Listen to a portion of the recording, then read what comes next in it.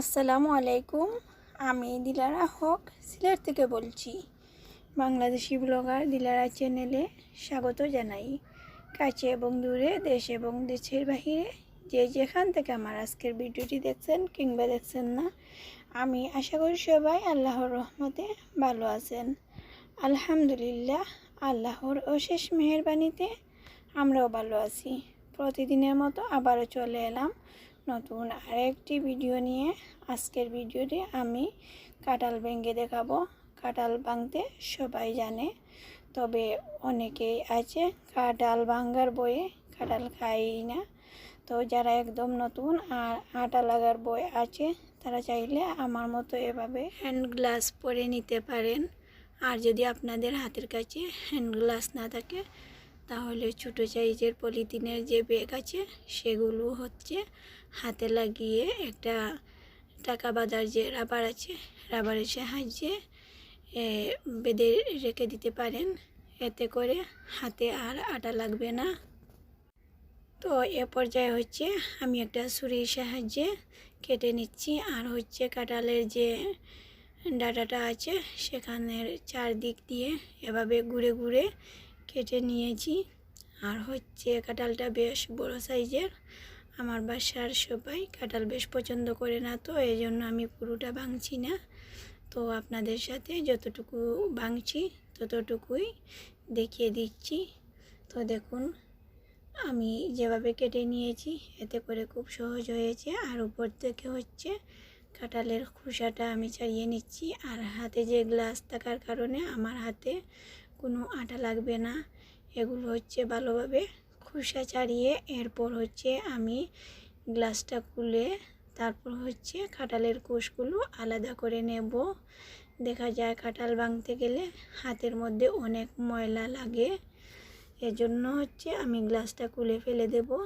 ফেলে দিয়ে কাঁঠাল থেকে কোষগুলো আলাদা করে নেব। তো বন্ধুরা, জানি না কারা কারা আমার ভিডিওটিতে ক্লিক করে দেখতে দেখতে এই পর্যন্ত চলে এসেছেন। যারা যারা আছেন প্লিজ ভিডিওটিতে একটি লাইক দিয়ে পুরো ভিডিওটি কন্টিনিউ করবেন। দেখতে দেখতে হয়তোবা আপনাদের কাছে একটু হলেও ভালো লেগে যেতে পারে। আর যদি ভালো লেগে যায়, আমার এই ছোট্ট চ্যানেলটি সাবস্ক্রাইব করে পাশে থাকা বেল বাটনটির অল অপশনটি চেপে দিবেন।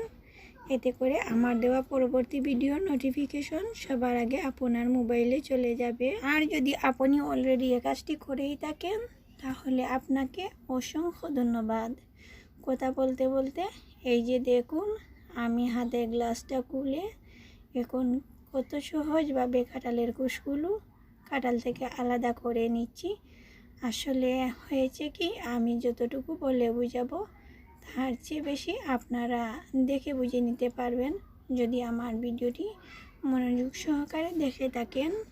বন্ধুরা, কাঁঠাল দিয়ে তো অনেক রেসিপি হয়, অনেকেই অনেক ধরনের রেসিপি বানান। তবে আমার কোনো বন্ধুরা যদি কোনো রেসিপি জানা থাকে, অবশ্যই আমাকে কমেন্ট করে জানাবেন যে কাঁঠালের কোন ধরনের রেসিপিটা বেশি টেস্টি হয়। আমি এখনও কোনো ধরনের রেসিপি ট্রাই করিনি। মূলত আমার বাসায় কেউই কাঁঠাল পছন্দ করে না, এজন্য আমার কাঁঠালটা নষ্ট হয়ে যাবে। এতগুলো কাঁঠাল আমার খাওয়া হবে না। তো কে কোথায় থেকে আমার ভিডিওটি দেখছেন অবশ্যই কমেন্ট করে জানাতে ভুলবেন না। আর যদি আপনাদের এর চেয়েও সহজ কোনো উপায়ে কাঁঠাল ভাঙা জানা থাকে, তাহলে অবশ্যই আমাকে জানাতে ভুলবেন না।